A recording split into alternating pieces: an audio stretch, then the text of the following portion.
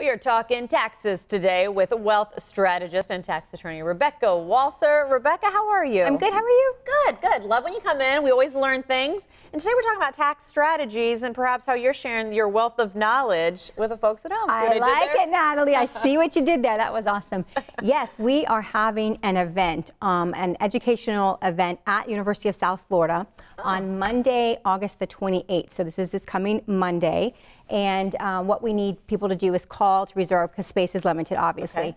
And so we are going to be talking at this educational workshop about tax strategy, tax diversification strategy. Have we ever talked about that before? I don't think so. No. So, you know, it's normal in the financial world to hear about asset diversification and asset class diversification. But really in retirement, we need to diversify beyond just assets. We need tax diversification. So first, before we go there, Natalie, let's look at some taxes. Let's bring up our first chart and look at taxes. You can see over the last 100 years, the average top marginal rate, we're on a marginal system, which means it's progressive, has been 61%.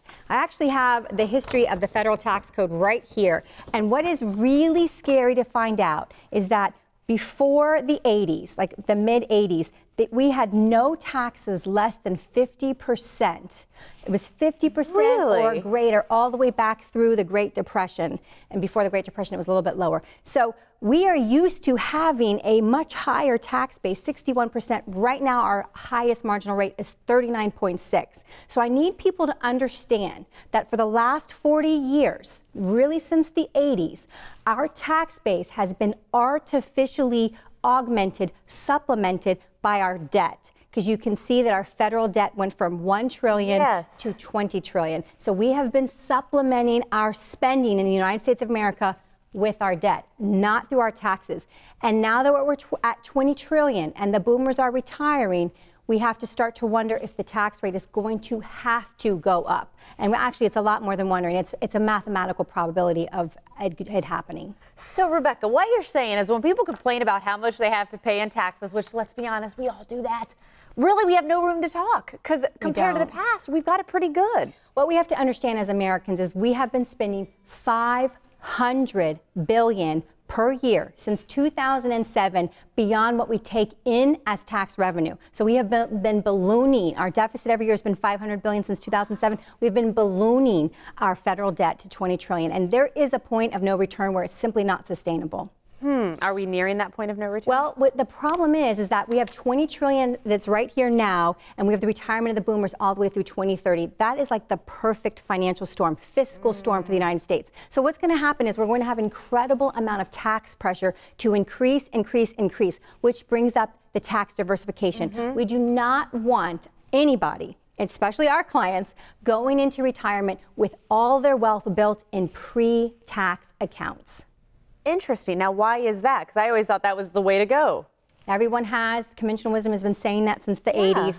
But it's funny, my book is coming out, as you know, and in researching for the book, I realized that the baby boomers in the 80s, when the 401k came into prominence, they were 16 to 36. So nobody was thinking about them retiring in the 80s. No one was thinking that, oh my gosh, this whole generation is retiring at the same time, and we might have massive debt, and taxes are actually going to be higher when you retire than when you're working. So now we do not want you to go into retirement with everything pre-tax, because you have to pay the tax rate on the year and the day that you take it out. So as taxes go up, you could be paying more in tax than what you would have paid had you paid it when you earned it.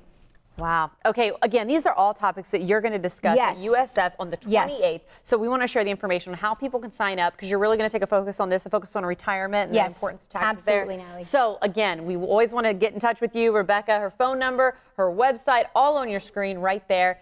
August 28th, USF.